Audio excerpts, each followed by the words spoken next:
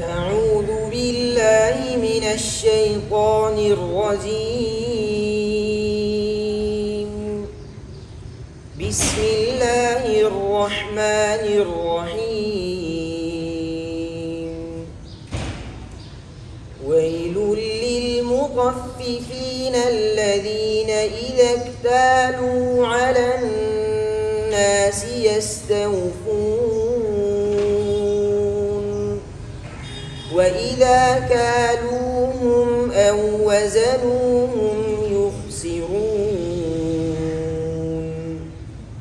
ألا يظن أولئك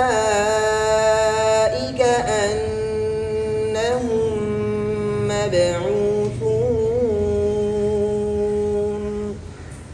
ليوم عظيم يوم يقوم الناس لرب العالمين.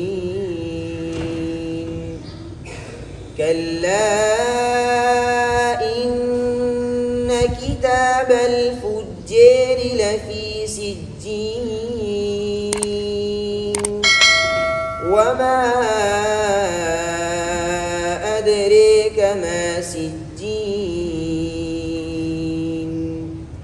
كتاب مرقوم. ويل يومئذ للمكذبين الذين يكذبون بيوم الدين وما يكذب به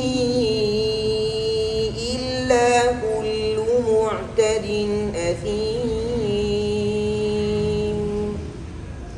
إذا تتلي عليه آياتنا قال أساطير الأولين. كلا برين على قلوبهم ما كانوا يكسبون. كلا إنهم عن ربهم يومئذ لمحجوبون. ثم إنهم لصالو الجحيم. ثم يقال هذا الذي كنتم به تكذبون. كلا إن كتاب الأبرار لفي عليين وما أدريك ما عليون كتاب مرقوم يشهده المقربون.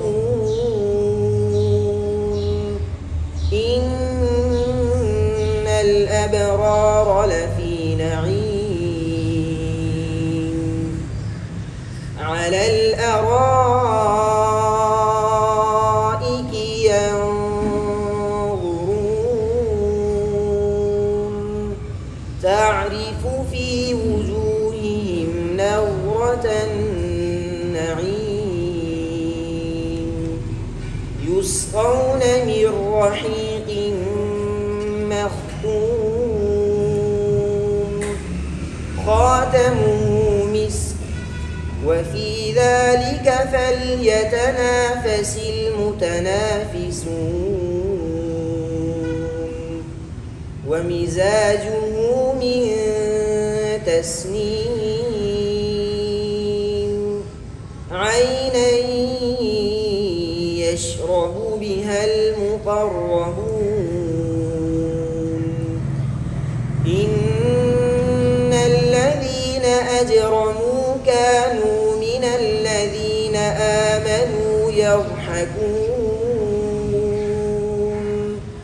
وإذا مروا بهم يتغامزون وإذا انقلبوا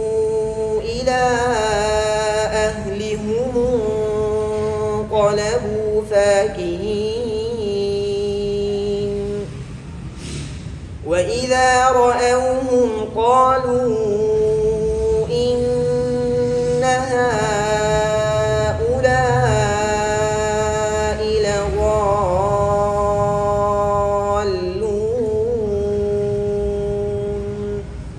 وما أرسلوا عليهم حافظين فاليوم الذين آمنوا من الكفار يضحكون على الأرائك ينظرون